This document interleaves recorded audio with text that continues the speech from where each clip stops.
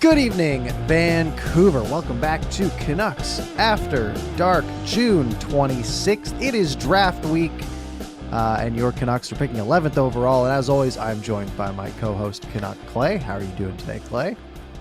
Parker, I'm excited. It is not only draft week, it's the start of free agency. It's maybe you can make a trade week. There's so much going on. And would I be exaggerating, Parker, in saying that this week could fundamentally shift the way the Canucks are set up for the next few years? Is that hyperbole? I don't think it's that crazy. Yeah. When's free agency? Saturday. No, July 1. Saturday. Is it July 1? Oh, yeah. My. I didn't realize that. Man, we got some... I'm not even prepared for that. I thought it was like the 3rd or something. Yeah. It's always on different days. At least it has been the last couple of years. So, right. Well, I guess, obviously, they're going to have hopefully a stud player at 11 or higher or lower. We'll see what happens there. Probably at 11. For agency, we've got a bunch of like rumored names that have floated around, but it's not tampering. But there's names that have floated around. I don't know how that works, but there is a lot of stuff there. And that's really going to be our main topics. Is going to be who the Canucks could draft, how the draft is looking like it's going to shake up. There's some drama around 2 overall, potentially with Fantilli maybe being a question mark to Anaheim.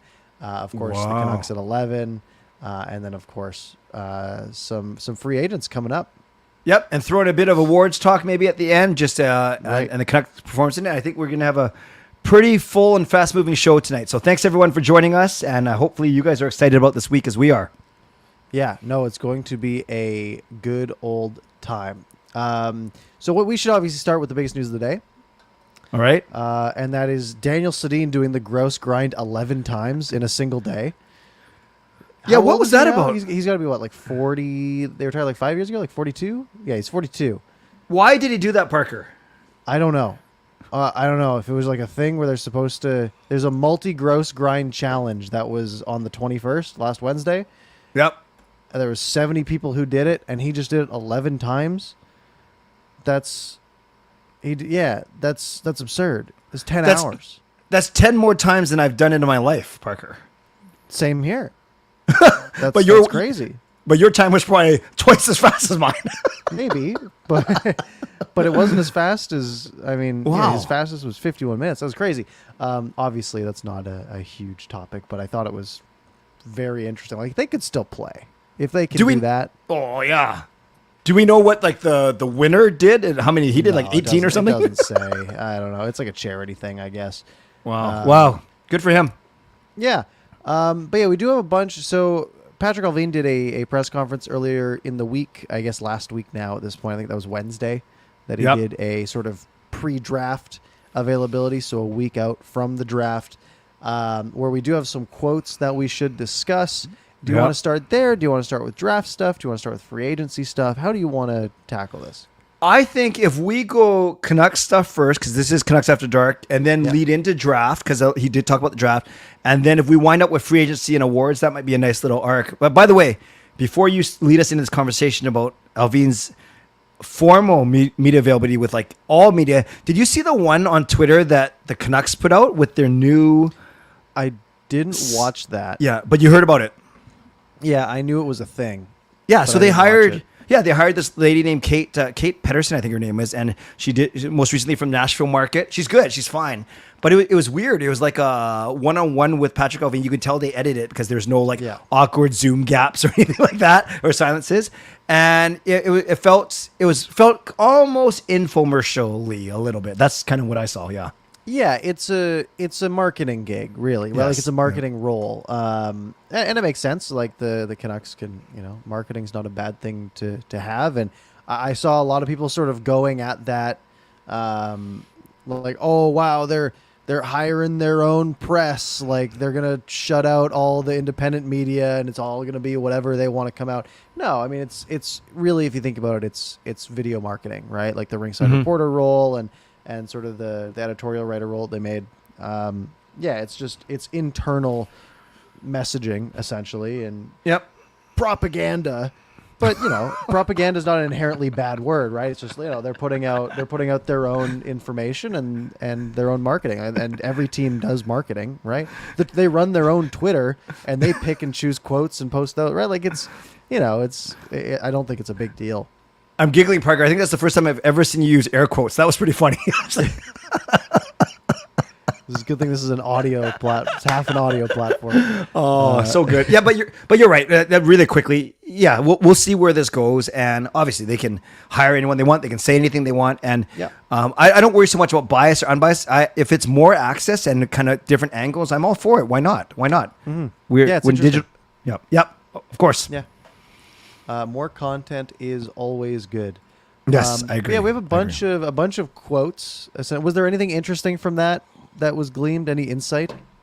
No, I like how he did kind of walk back I didn't say I wouldn't use a buyout. I just prefer not to use a buyout. Right.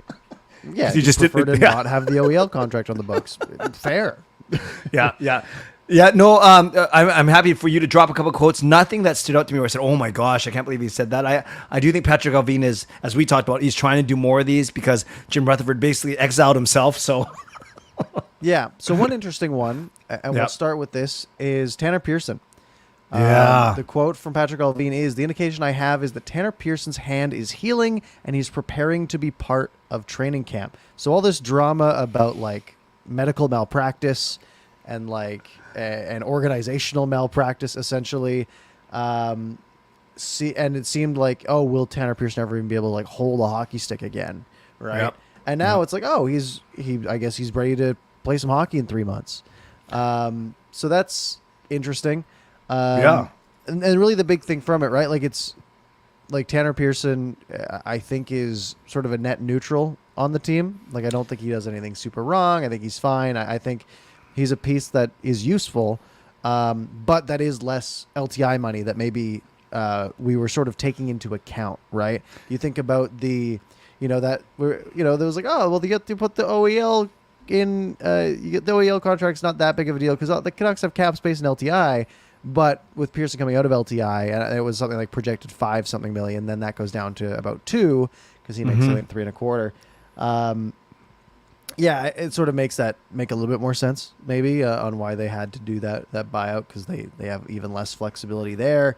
Yes. Yeah. But a bit of a surprise.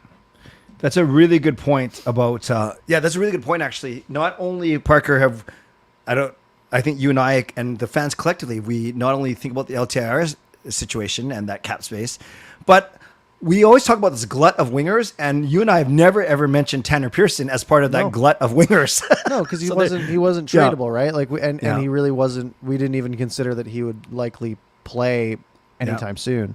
So now you have Besser, Garland, Beauvillier, Pearson, like to throw on the pile, right? Kuzmenko, throw me some more. Kuzmenko, why Mikheyev, not, right? Is that Mikheyev? I There's forgot 6 already. Mikheyev existed. So you have 6 top 6 wingers. Yeah.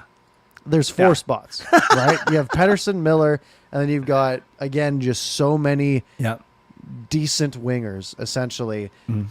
You got to get rid of one or two of them, right? Yep. And again, maybe bad news for the Connor Garland truthers. But, you know, maybe Villiers is an option, but they're going to have to get rid of one or two people.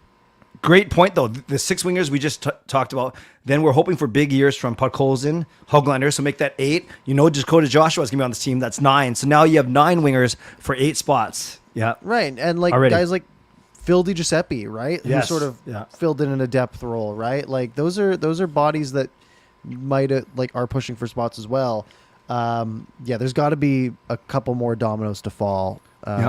Especially like a Beauvillier where you're getting that cap relief, and you know you might think like, okay, well Beauvillier is like a good player that you might want, and same with Connor Garland and Tanner Pearson for that matter. But you know what's more, you know having those guys in a third or even fourth line role doesn't serve you any good, right? Having too many decent players, like you might look at them like, oh well, they're a net, like they're fine on the cap, right? Like a Beauvillier, to sort of go back to that example, you might look at his cap and be like, yeah, that's about what he's worth.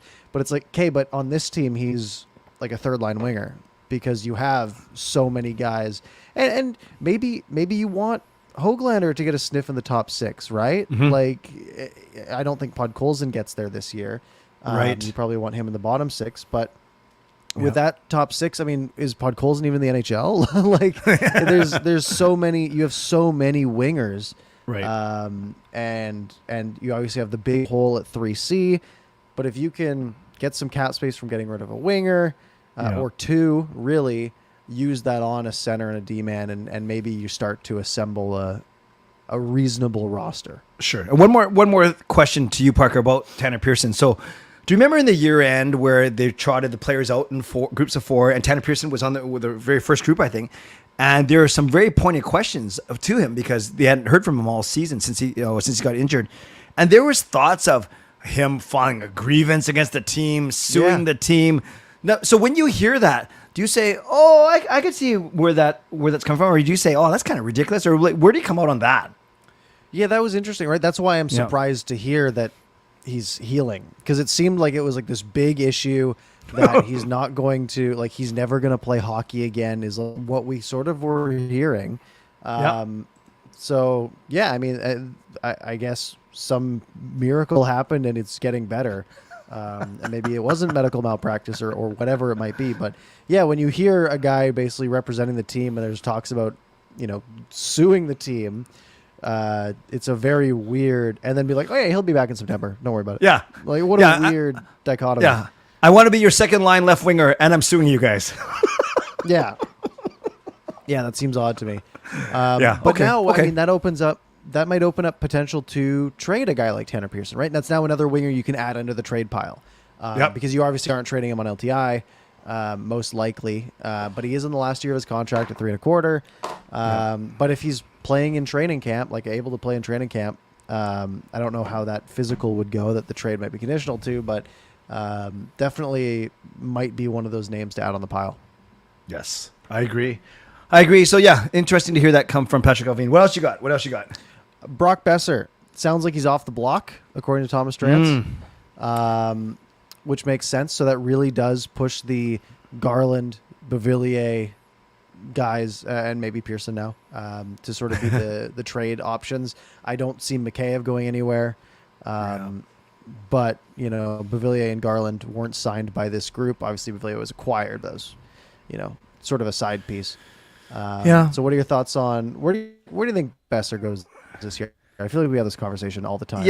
Yeah, we do, because we always talk about the big 3 or the 3 of Besser, Garland, and Beauvillier, and we've always talked, Parker, you and I have agreed that Besser is the hardest to move because he's sitting at $6.7 million compared to Garland at 4.9 and Beauvillier at 4.1, and Beauvillier's got 1 year, Besser's got 2, Garland's got 3, but I've always, I don't know, man, maybe I'm a wimp or I'm getting old in my old age or soft, but I really have a soft spot for Besser. I really want him to, and I'm not, maybe, Parker, I'm kind of just saying that because I think the writing is on the wall, as you hinted at, that we probably won't move him, and if you do, you're getting pennies on the dollars, as to use that saying. So I don't know, maybe because I like him, maybe I have a soft spot, maybe I'm resigned to the fact we're going to keep him. I want him to have a good year. He has played good two-way hockey before. He just didn't have a good year last year. Like his stats were okay, but actually his two-way, his defense kind of dropped a little bit. Yeah, I think. Yeah, I'm sort of in the same boat, right? I like the guy. I want him to succeed.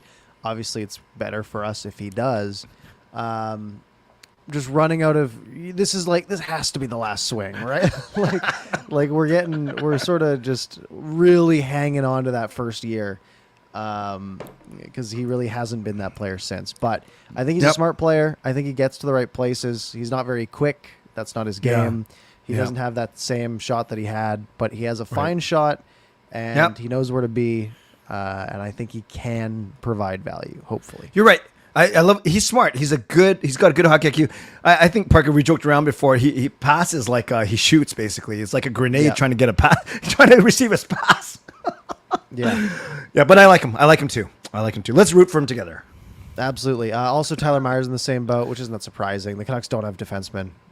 Get it? You can trade Myers and maybe get something, but or you can just hang on to him because you need a guy who's going to eat 21 minutes. He's going to make big mistakes. He's going to be lying down, sliding past the post as a 2-on-1 happens. Every seventh game. But that's what you get with Tyler Myers. And then if the Canucks are out of it come trade deadline time, that's a pretty tradable contract. I believe all the money is basically going to be paid out in the signing bonus. Yes. In September, I believe. And then you and then you can retain at the deadline. Like you can probably get actual value for Tyler Myers at the deadline. So might be an interesting thing to track if the Canucks are out of it at that point.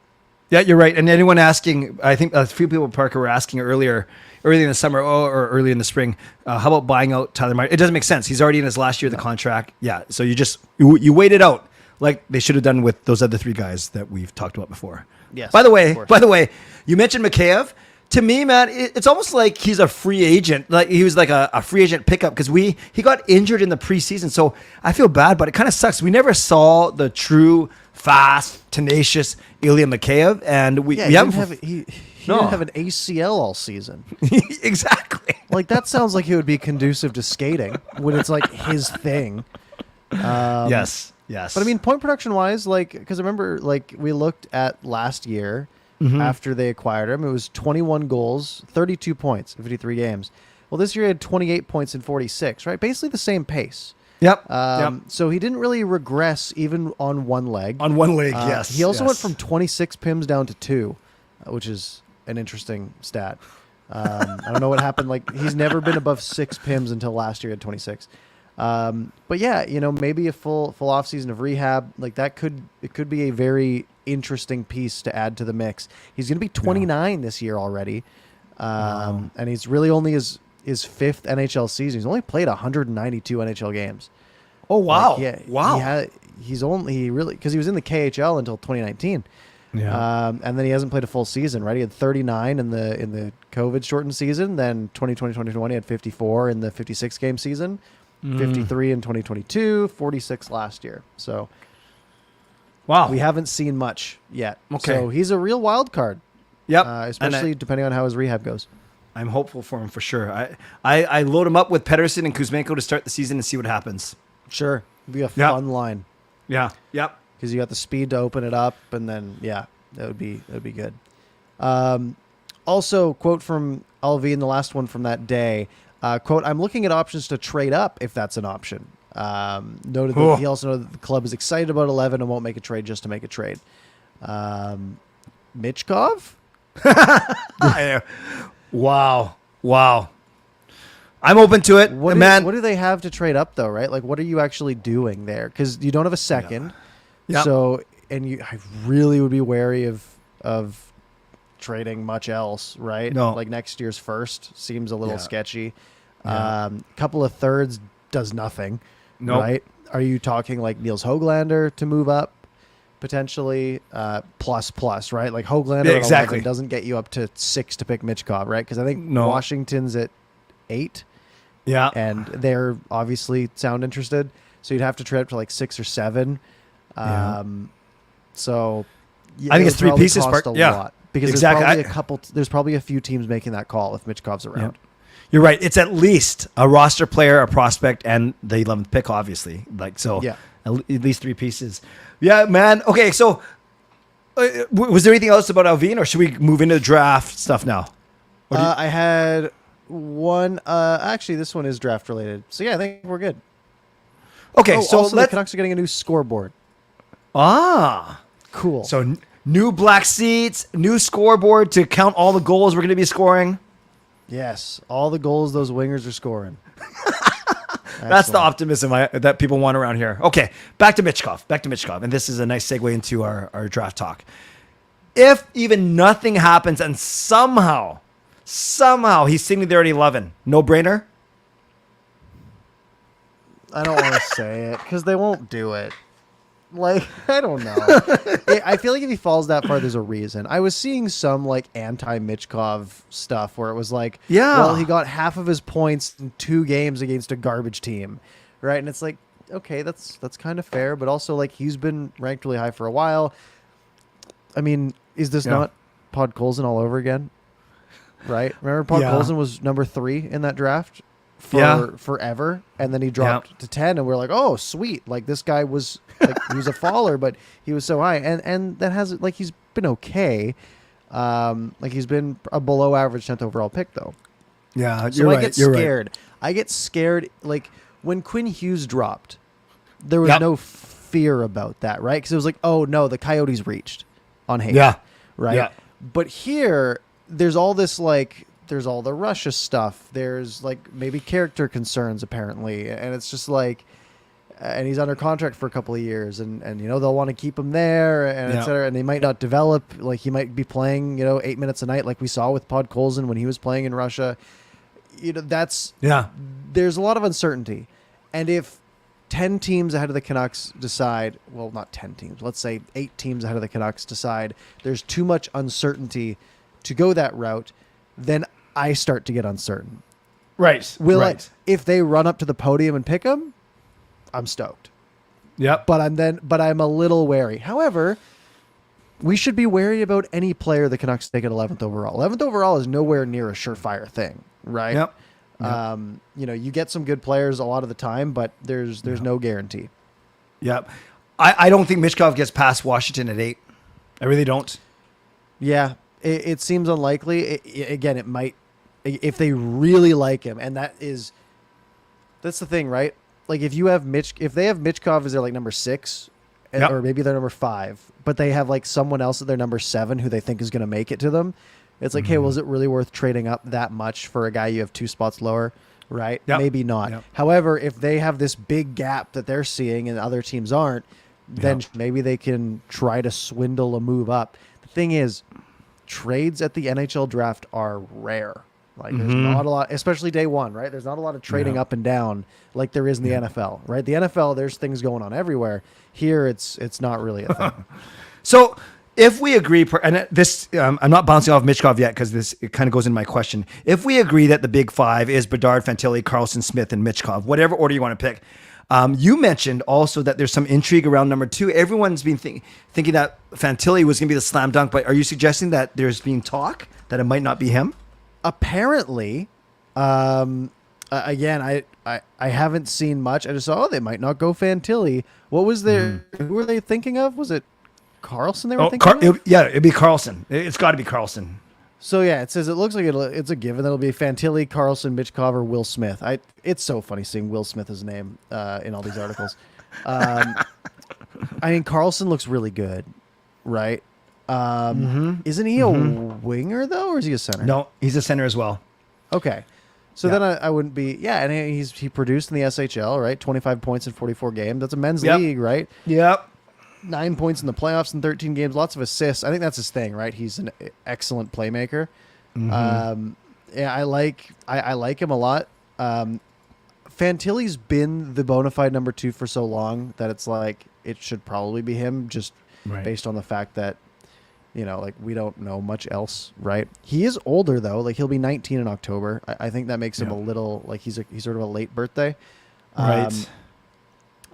But I think I value Fantilli higher just because I've seen him play, right? Like I think of the World Juniors, I'm like, oh, Fantilli was sick, right? Yeah. However, that you can't let that cloud your judgment too much, right? Yeah. He played it. Yeah. Go ahead. Sorry, I was just sorry to interrupt. I was just going to say they're both the same size. They're both listed at 6'2", 194, 195. So you're not saying one as an NHL body. They both do. I think I remember I've been hearing that Carlson's a really good two-way player, good along the boards, whereas Fantilli, I just remember him being like not afraid to go to the net and like a power forward, right? So yeah, power center, scary, yeah. though. Yeah. Because that's like the thing about power forwards is they excel in things like college hockey where they're bigger than a lot of the guys, right? And more powerful. Maybe not as much college hockey, but definitely like junior, right?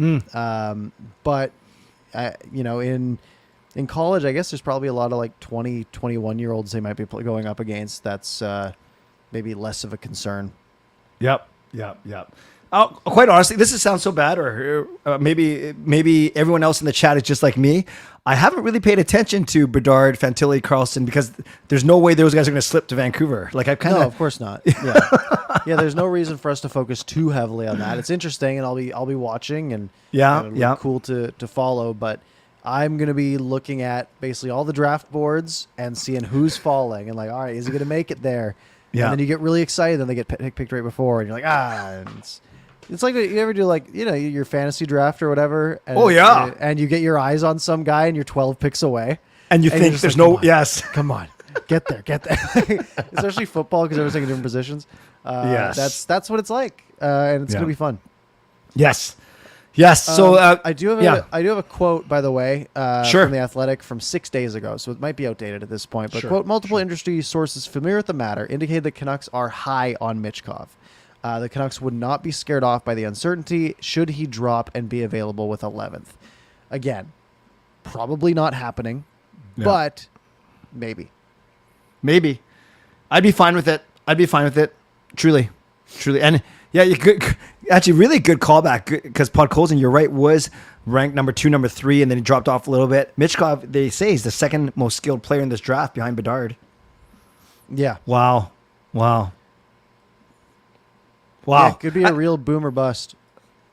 Am I not a real fan if I say I kind of don't want him to be there at 11, so we don't have to make that decision?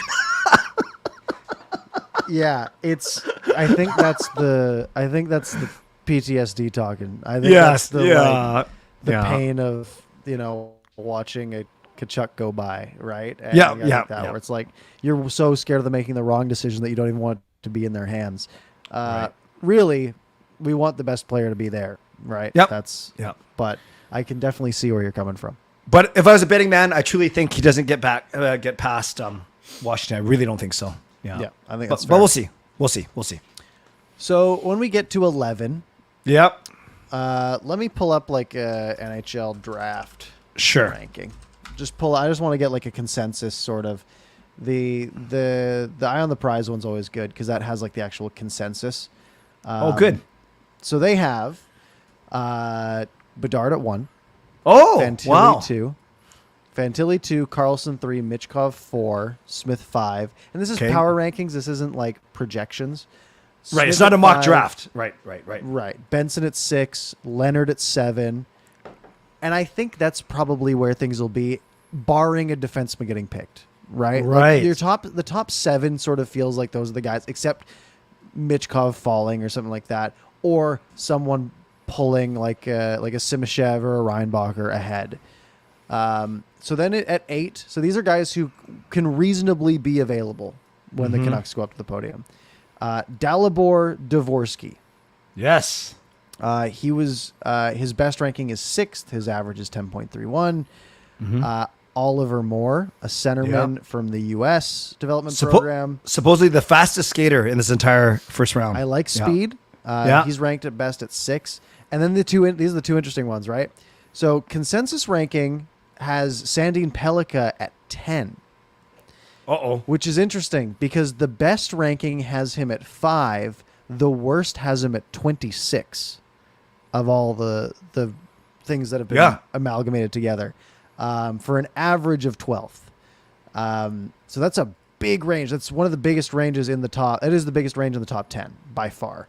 Oh, yeah, it's huge. And then right after him is Reinbacher with best at 6th, worst at 23. So there's a lot of swings going on, right? And then even you get down to guys like Dmitry Simashev. His best ranking is 5th. His worst is 38th. Like there's once you get this far down, there's some big swings between these rankings. So and it's 16 sources. So there's like give me Willander too, just to finish out the big 4 defensemen. What's Willander's range? Willander is rated 20th. Yeah. So best rating is 8. Worst is, doing some quick math, 37. Okay. So some people have him as high as 8. Some people much lower. So this list, Parker, has Sandin Pellikka and Reinbacher kind of a bit ahead of the other two guys of Simashev and Willander, correct? Correct. Simashev at 15, ASP and Reinbacher at 10, 11. Okay. So if you have a different list that you like more, that's totally fine. But this is an amalgamation of 16 different sources, almost all of which you have heard of. So it is. Yeah. I like this one because if you just pick one, then you're sort of But this is them all stacked together. So what's fascinating to me is when it gets to 11, let's presume that one of the 4 defensemen are gone. Not all 4. There's no way all 4 can be gone. Let's say maybe one is. And right? from what it sounds like, it's probably Reinbacher as the first, right? Maybe Simashev's been getting some hype in the last week. Yeah. But so I don't think it's going to be Sandin Pellikka because I've heard a lot of negativity around him. So what's fascinating, Parker, is if we're saying that of the first 32 guys picked, that there's maybe 4 defensemen or maybe a 5th one we haven't talked about. Let's say there's only 5 defensemen that are going to go, no goalie, so like 27 forwards and 5 defensemen. Then already they're going to be looked at as a premium. So we've talked about this before. They're going to be picked a tiny bit higher, relatively speaking, than they probably should be. So are you tempted if you're Patrick Allvin and you walk up there at 11 and saying Reinbacher's gone, but you have Simashev, Sandin Pellikka, or Willander staring at you right there versus, in my head, I say best. It's so easy to say BPA, right? Yes. But part of me sort of thinks best value available, right? Instead of best player available. Because if you get, again, defensemen, if they pan out, are worth more, especially a right shot, right? You can't get those guys. Which Sandin Pellikka, Reinbacher both are. Simashev is lefty. Right, and Willander's right. So 3 of them are righties. Right. Yeah. So the thing is, 4 years from now, if they end up being the same caliber as the wingers, the defensemen are worth more. Yep. However, if you get a guy who isn't good, then they're worth nothing, right? So it's kind of tricky. So I lean. That's why, that was funny. Like people look at guys like Mitchkov and are like, it's a winger, right? Or like a Gabe Perreault, it's a winger. Edward Sale, it's a winger, right? And it's like, wingers are, because right now in the current market, wingers are free, right? Like you don't, like, all you have to do is give them the cap, right? Like there's no, like you can trade for Anthony Beauvillier for probably nothing, right? And that'll help your team now. So it's a weird balance. However, you're not going to do that with any defenseman, really, right? Unless they're very overpriced. So it's definitely an interesting thing to take into account. I don't think it should be taken into account for the most part, though, in the draft, because if you think a guy's a little bit better now, maybe that projects more. Like maybe that gap increases in the future. Yes. And you hear, so I as much as I like Reinbacher and I like how he hits basically anything and everyone that's around him, you're right. I don't think he's going to be there. So I think of Sandin Pellikka and Willander, the 2 Swedish defensemen, and they're both supposed to be really good skaters.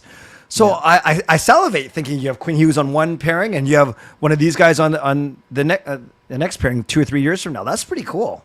And I'm starting to think, can you trade back a little bit? Right? Yeah. Can you drop to 14? Right? Yeah. And still get if your guy is Willander, again, you have to get a sort of a grasp on what you think the teams just below you are doing. Yeah. But, Willander's best ranking is 8th and his worst is 37th, like I said, right? His average is 20th. So if teams have, a few guys ahead of him and you can drop 3 spots, or you have 2 guys who you're pretty indifferent on, when you get to 11, let's say you have 3 guys who you're sort of okay with any of them, you can probably safely drop to 15 and one of them will still be there, right? Yep. And maybe you pick up a 2nd round pick in the process or something like That's that, true. And make up that pick that you lost in the Hronik trade. Yes, I do want to quickly acknowledge Sagar's Rage. I don't even know if I'm saying that right. Sagar's Rage. Thank you for the donation. $10. Best available player the Canucks need is Bedard. Yeah, well, we agree with you. With Horvat gone, Pettersson and Hughes won't wait for a rebuild with pick year after year. I agree that we got to start winning now. I agree that the Canucks are making moves to show PD that we're committed to building a winner. And I agree that Bedard is best player available, but I think you'd agree he won't be there at 11. Yes. Thank you for the donation. Thank you. Thank you. Yes. Every single one of these 16 rankings is Bedard number 1, and every single one has Fantilli number 2. So keep that in mind. Yeah. So there's 20 players on this list that on at least one ranking are top 10. So there's 20 guys that people like enough to have as a top 10 pick, at least somebody on this list, right? Again, they might not all be great, sources, but for the most part, they're reputable. So Yeah. You know, it's funny. There's the U.S. guys. I know that Leonard Smith and Gabe Perreault played on one line together, and then actually Oliver Moore he played second line, and he still put up 75 points. But then you got Smith putting up 127 and Perreault putting up 132 points. That's absurd. Eh? So you got those U.S. guys, and they're all really good. Then there's this group of Canadian players too. The Matthew Wood from Nanaimo, the Colby Barlow, names like that. So and then Zach Benson, which you're right. I think he's gonna be well gone by the time we pick. Yeah. Although that would be nice. Yeah. Average 7th, ranked Wow. 6th for Benson. Wow. Excuse me, for Benson. So 6th ranked, best 5 were 17. Yeah. What's Dalibor Dvorsky's ratings there? So he's ranked 8th. Yeah. Best is 6, worst is 21, average is 10.3. Okay. And he's a centerman. Wow. And I know a lot of people in the chat saying, well, we need a center behind Petey and Miller. Yes, we do. But remember, the guy we draft is likely not going to play for at least one, if not 2 more years. Right. Or at least maybe 1 more year to be safe. Yeah. You're not picking top 3, right? And that's Correct. where you're starting to think, like, okay, these guys can step in. And that's Right. usually the way it works in the NHL, right? Yeah. These guys are really Yeah. young. It's not like the NFL where you're drafting 21, 22-year-olds. Yes, and they come in and make an impact right away. Yeah, for sure. Yeah. Wow. So I'll ask you, how confident are you in Allvin? I'm pretty confident in him and his. I am. I think generally there haven't been a lot of missteps just yet. Yeah, I think he's done fine. I haven't been wowed. I've been mostly competent moves, I would say. Yeah. No, I'm not one to play revisionist history. Are you sitting there and saying, man, it'd be nice to have that 17th pick as well that we give up in the Hronek trade? Or are you, of my mind is you got to give up quality to get quality. And I really hope that Hronek's going to be really good, but I don't know. It's so hard to say, right? Yeah. The thing is, right, this is the draft that I'm a little worried of that. Yeah. There seems to be a lot of depth. I mean, 17th rank on this one is Edward Sale, who I've heard, quite a bit good things about, at least somewhat. So, but yeah, I mean, you're getting a player who fits in now and is going to be a part of the core for a few years, and has positive value right now.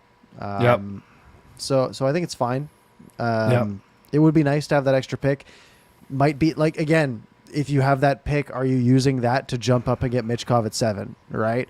Is it 11 and 17 for 7? And a third, right? Or something like that. And then suddenly now you're getting maybe more of an impact player, although maybe not maybe 1 or 2 years down the line. And then you're going more the free agent route to fill that role, which also is scary. But yeah, I mean, it's in the past. I don't know if there's, who knows what they would do in this case, but they got a player they liked, and we'll see how it goes. By the way, we just shot over the 100 viewer mark. That's awesome. Thanks, everyone. Make sure you hit the like button. We only got 17 likes. That's not the best percentage ever. So and hit subscribe if you haven't already, because I think about half of you aren't subscribed. So hit the subscribe button. I got one more for you. Tell me Nate Danielson's cumulative ranking. Nate Danielson, 16th. Average is 18.6. Best at 7. Worst at 31. I know he's one player that the Canucks seem high on, but to me, and I don't know anything about him, but it seems like a bit of a reach. Like he's kind of one over. If they take him at 11, I was like, man, I don't know if you had to take him so high. Yeah, third year in the WHL. This is his draft year, but he was 18 his entire draft season, not 17. Right, okay. So a little his birthday's September. 78 points, 68 games. Probably a fine player. Again, I'm just going off points. I don't know anything about him. But apparently a good two-way player. Yeah.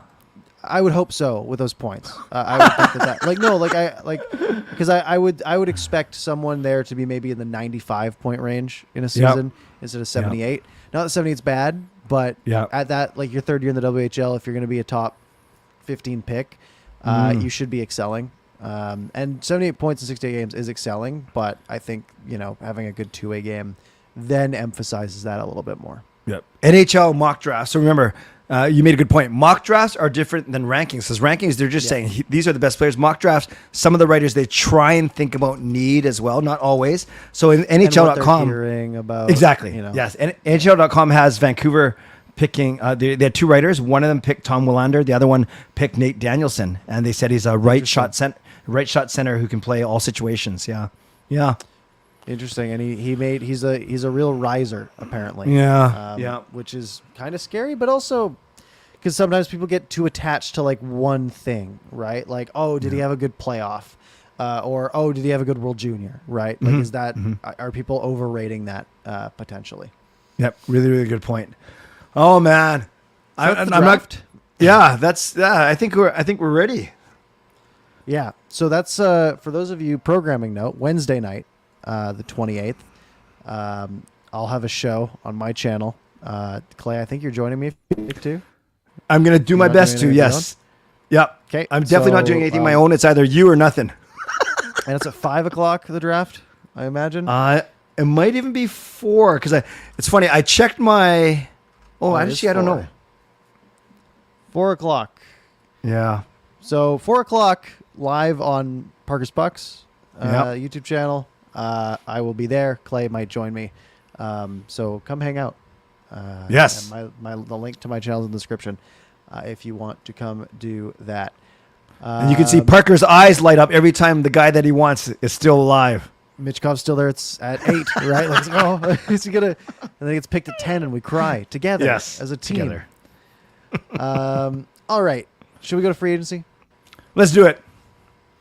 All right. Let's start with the news from a week ago, which was Carson Soucy. Yeah.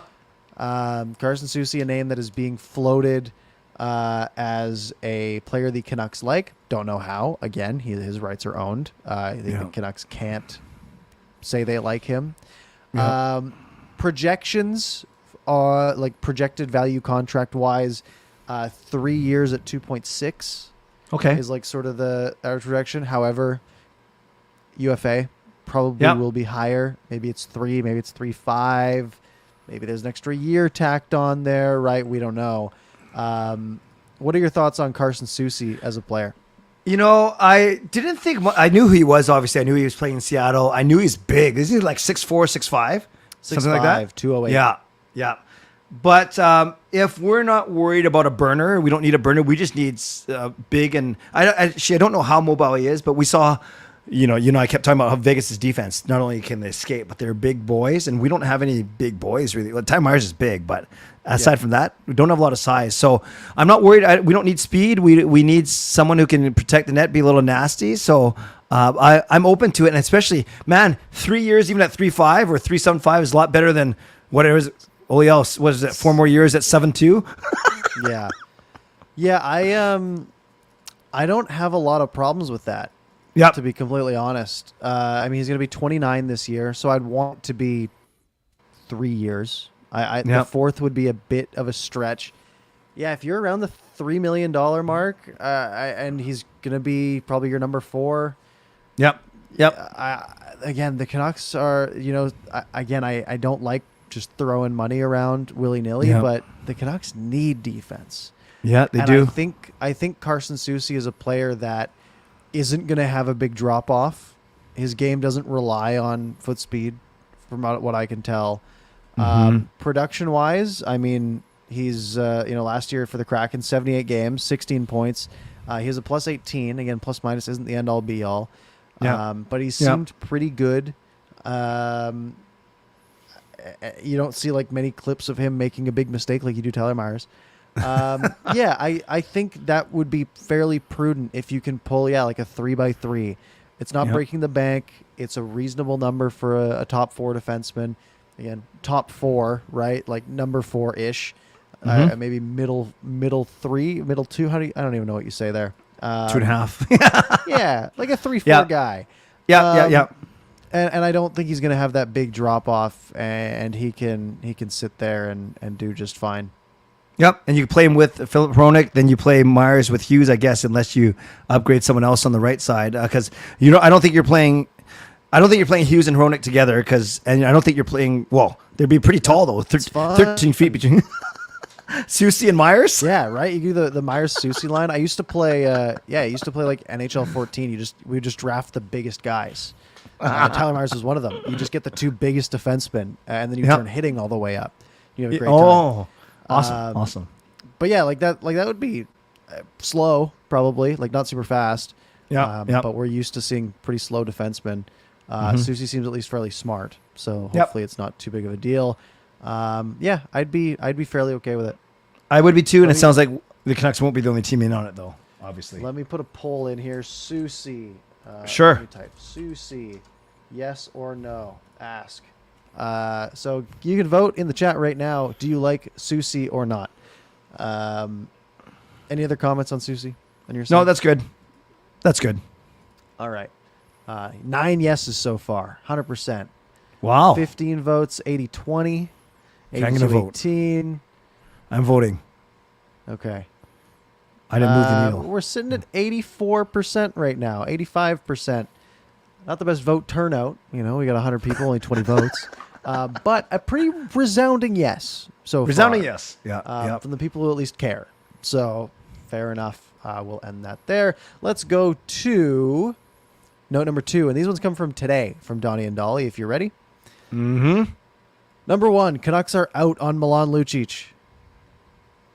Fine with it. I had time for them. Okay, let me get on my soapbox just for 30 seconds. Parker, it was so funny. Rick Dollywall, anytime he was on his own show or in Sir Harrison Price, he would talk about Lucic, but then he would immediately say, and hey, Canucks fans, the Canucks are allowed to look at UFAs. They are allowed to talk to Milan Lucic. They got to do their job, and everyone's getting mad. No one was getting mad. Like he made it, he kind of made it like the self-fulfilling prophecy that everyone was mad. They were talking to Lucic. It was kind of weird to hear all to say. I could see why they're kind of looking at it, but I'm if I had to pick one, I'm fine that they're not going that way. I just don't think he's effective anymore. Oh, you think you're still on mute, Parker? I agree. That ship has sailed. Yes. Yeah. I don't. I didn't have any desire to bring Lucic back. I think there's better players for the same money. Agreed. Ian Cole. Someone to keep an eye on. 34 years old, left shot defenseman. Yeah. I see that you made a video 6 hours ago. If you search Ian Cole, that's what shows up. Oh, good. It's like the vision. The algorithm likes me for once. It's like in Google, it's like all the pictures of Ian Cole, the Hockey DB article, his age, his spouse, and then below that is a Canuck Clay video from 6 hours ago. Well, first time ever. Which is pretty funny. Awesome. So, I don't think a lot of people are talking about Ian Cole. Not a lot of people make videos about Ian Cole. But anyone who's searching him, they're seeing your video there you go. Google. I mean, he's been an effective player basically his entire career. Last year in Tampa, he 78 games played, 17 points. In the playoffs, he played 6 games, 3 points. He's been a plus basically every year of his career, except a couple that he was barely in the negatives. Two cups in Pittsburgh with Rutherford and Allvin. That's the big thing. Yeah, see, that's lame. I don't know, just going after people who you've had play for you like however many years ago. Like I don't like that very much. Yeah. Because it feels like your value proposition is focused too much on knowing the player instead of scouting the player. I imagine it wouldn't cost anything. I mean, he made $3 million last year, actually. Yeah. Jeez, that concerns me. I mean, I'm sure it'll be like a 1-year deal, maybe 2, but that's a little scary to me.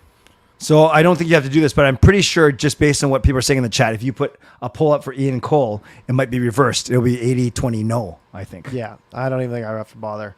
Yeah. Actually, let's do it because I see. Okay, let's do it. Ian Cole, ask your community. Ian Cole. Give me your votes on Ian Cole, and while we do that, we'll go to the next name. If I have it in front of me. Teddy Bluger, also a former Penguin, floating around as a potential number 3 center option. He will be 29 at the start of this season. He made $2.2 million last year, got traded to Vegas at the deadline. So he is a Stanley Cup champion, Teddy Bluger. Not much production-wise. 16 points in 63 games this season. Okay. So basically like a shutdown 3C type of guy. Did you say his contract, Parker? 2.2 last year. Okay, 2.2. By the way, Ian Cole is getting 68% no. Okay. I like Teddy Bluger. I had no clue that he was from Latvia. Did you? I did not. Yeah, I thought he was like It's not a Canadian. very Latvian sounding name. There's no V's or S's. Like, what's wrong? Yeah. Sorry. Yeah. Bluger. So 2.2, you said? Yeah. I don't mind him. Yeah, he only played in 6 playoff games. I don't know if he got hurt. Oh. Maybe. But I don't know. Yeah. Yeah, I haven't immediately thought a lot about him. He's only 28, so he's right in that range. Yeah. I'm kind of indifferent. Like, sorry, this is making for bad. He's not my first choice. Like, I like this P.S. Suter guy. Yeah, for sure. Another name we have, the next quote here is, it's very quiet on Ethan Bear, Kyle Burrows, and Noah Juleson as of today. So they seem to be on the back burner. Kind of surprising. Well, we heard that Burrows was offered a contract last week. I wonder if that's still valid. Right. And then apparently Luke Shen is asking for more than $2 million a year in Toronto. And Good for him. Colin Delia will hit UFA, which is not surprising. Right. Yes, because I think Seelovs' performance at the Worlds turned a lot of heads, and whether I think you and I still agree that best for him is do one more year in Abbotsford, let Martin try and figure things out, or maybe you bring in another goalie, but it's not going to be Delia, I guess. Yeah. Luke Shen wants 2. Well, he was making like that kind of money, and then he took all those minimums, 2. right? Yeah. Well, 2 was what he was on when he was here, right? I think he's cheaper. I thought I remember him being like. Oh no, he was. He was $850. He was 2 Yeah. before. Yeah. My bad. He wants a pay bump. Yeah, He's been good. He's taken like 5 years of sub $1 million contracts. Yeah, might as well try to cash in a little bit. I would. Would you do Shen at 3 years at $2 million? No. 2 years at $2 million? I'm not touching 3 years. 2 years at $2 million. I mean, is it going to be effective in that second year? Well, who knows, right? He's going to be 35 in that season, right? Right. And again, like, that's crazy old, but like he throws his body around a lot. Like, again, he was good for us, right? And he was good for Toronto too, but I don't know if I'd want to go 2 years. I might do it for 1. I'd be fine with that, but I'd be very hesitant to go even a second year there. Yeah. We kind of glossed over it. Do you think that means that they're not going to qualify at Bear, or they're just haven't yet? I don't know. When's I don't know. They got to do it by June 30. So it's weird. That's what I figured. Yeah, the draft is Wednesday, Thursday. The qualifying offer day is Friday, and free agency on Saturday. So it's a pretty cool week. Yeah, I wonder if they are just all in focus on the draft. And they That's say, true.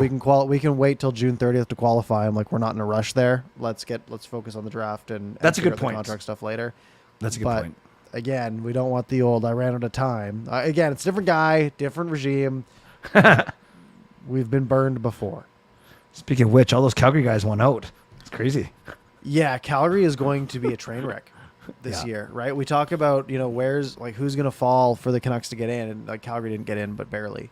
Yeah. Calgary's done. It seems like they are going to have a very rough go next year. At least 4 or 5 guys have said they're not going to extend, right?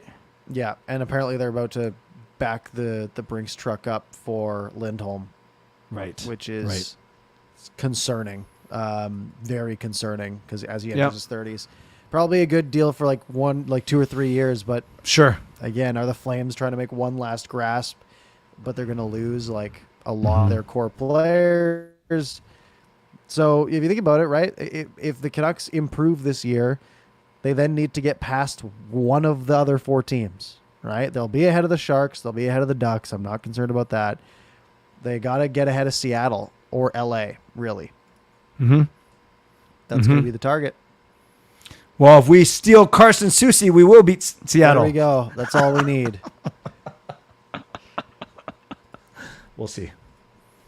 All right. Anything else that we wanted to cover? Or should we take a couple questions here? Well, we got 5 minutes, but really quickly, Pettersson did very well in the NHL Awards today. 7th in Selke, 8th in Lady Byng, right? Did I have that right? I think that sounds right. Yep. That's pretty good. Yeah. Can you tell I really watched and cared about the NHL Awards? Does anybody watch the NHL Awards? Like, no. It can't do well in viewership. It's pretty lame. You may have heard Quinn Hughes, top 10 in Norris, which was nice. Yep. 9th. And we got to say, Connor McDavid got a 5th place vote. Yeah, he got all first places and then 1/5. Not even a second, a 5th. And then that was the one that I think Pasternak got the first. So probably some Boston sports writer being edgy and not wanting to be unanimous and then being dumb. Being dumb. Just ridiculous.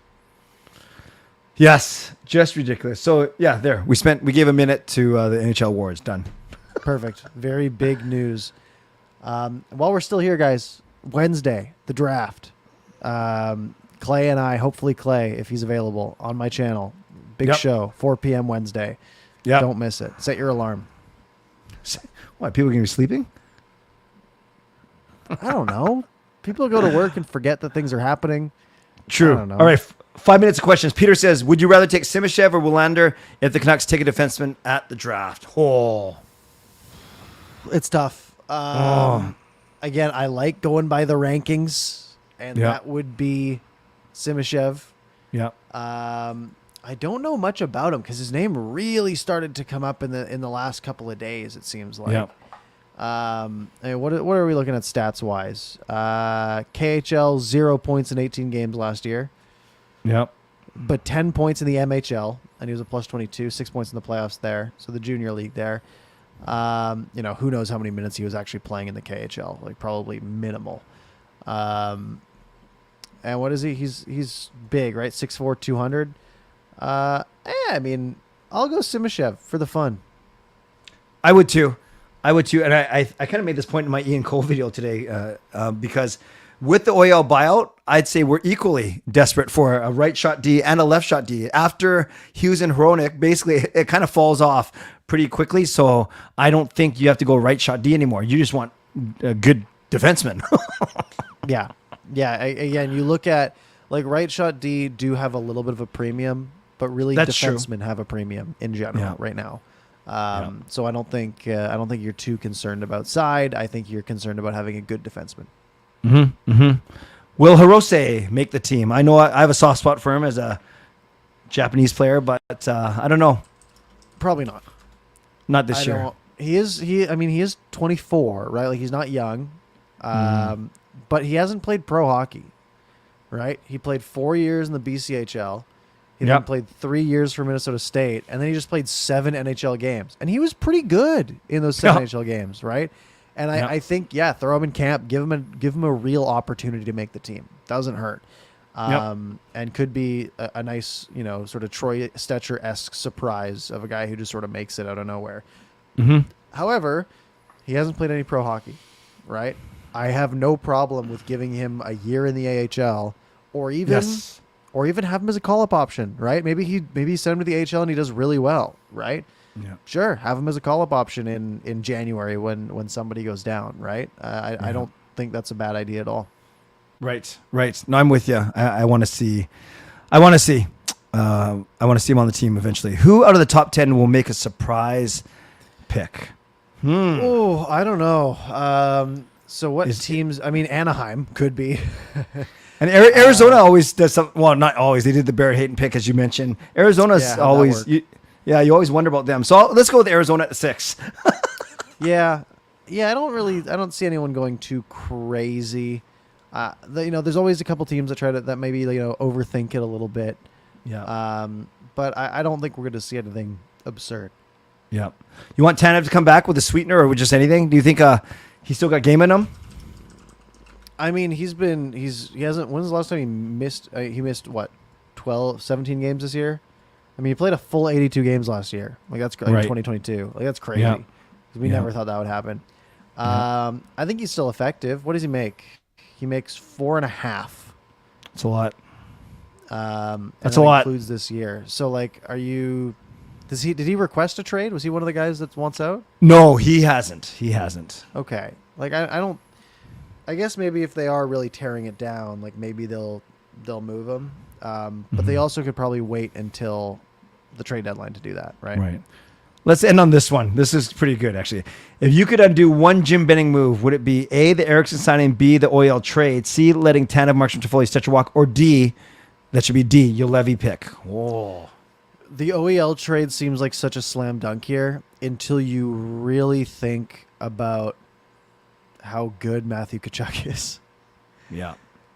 However, does Matthew Tkachuk leave anyways, right? And do the Canucks make that essential, like that Huberdeau trade, right? And maybe that hurts them too. If the OEL trade didn't happen, the Canucks have maybe Dylan Guenther, maybe someone else, right? They have a really good young player coming up. They have, they don't have 8 years of this cap hit on the books. They don't have Connor Garland, but they might be getting rid of him anyways for nothing. Yeah. That's a big, big difference. Huge. More of a difference than letting Tanev, Markstrom, and Toffoli and Stetcher walk. More of a difference in the Louis Eriksson signing. I don't think it was that bad at the time. He just fell off an absolute cliff. However, if that Eriksson signing doesn't happen, then the OEL trade maybe. Actually, Jim Benning loved OEL. That was going to happen regardless. Yeah. I think it's the OEL trade, though. I'm with you, and I'm fine with that. I know we didn't like the way that those 4 guys left after the bubble run, but Markstrom you're going to lose anyways because you're going to lose one of them in expansion draft. So you hit your wagons to Demko. Fine. Stetcher, we love him because he's here, but he's a third. Let's be real. He's a third. You could pairing. Go get him tomorrow, right? Yeah, and for free. Tanev and Toffoli, those ones hurt because Toffoli wanted to be here, and Tanev, those two hurt admittedly, but I still don't think cumulatively. Yeah. Was the Tanev one a terrible thing at the time? It was bad that they lost him for nothing. Yeah. But he was so injury prone. Yeah. Right? Like he was hurt every single year. It didn't seem like a crazy idea to not want to give him a big contract. The Toffoli one was the big one because he seemed like he wanted to stay. But the biggest thing was all of it accumulating together. But really, I think Toffoli was the only real bit of malpractice that the Canucks committed. I agree. Yeah, but coulda, shoulda, woulda. Good question, Trevor, and thanks for making us all sad now. Appreciate it. Great. Fun way to end. Folks, if you enjoyed any part of the show tonight, you can rewind here on YouTube, or you can find it on your favorite podcast platform about 15 minutes after the show. Like we said, Wednesday night, the draft. I'll have a stream going. Maybe we'll do something on Saturday, Canada Day, for free agency. Although you see how miserable all the TV people are on free agency and trade deadline day because they're on TV for 11 hours and nothing happens. Yeah. Because everything gets leaked beforehand. So maybe we'll do something on free agency day as well. But definitely Clay and I on Wednesday, if Clay's available, we'll do some little draft coverage over on my channel. Clay, any parting words this Monday night? I started with this, and I'm going to end with this without hyperbole, without pumping it up more than it should be. Depending on what happens on Wednesday and potentially Saturday and any time in between, this 1 week could fundamentally shift the way we look at this Canucks team for years to come, and I get excited about that. I get scared about that, but they need some change, right? What they have going right now isn't good enough. At the very least, there's going to be a lot to talk about next Monday. So make sure you're subscribed. Make sure you hit the like button. Thank you all very much for joining, and we will see you on Wednesday.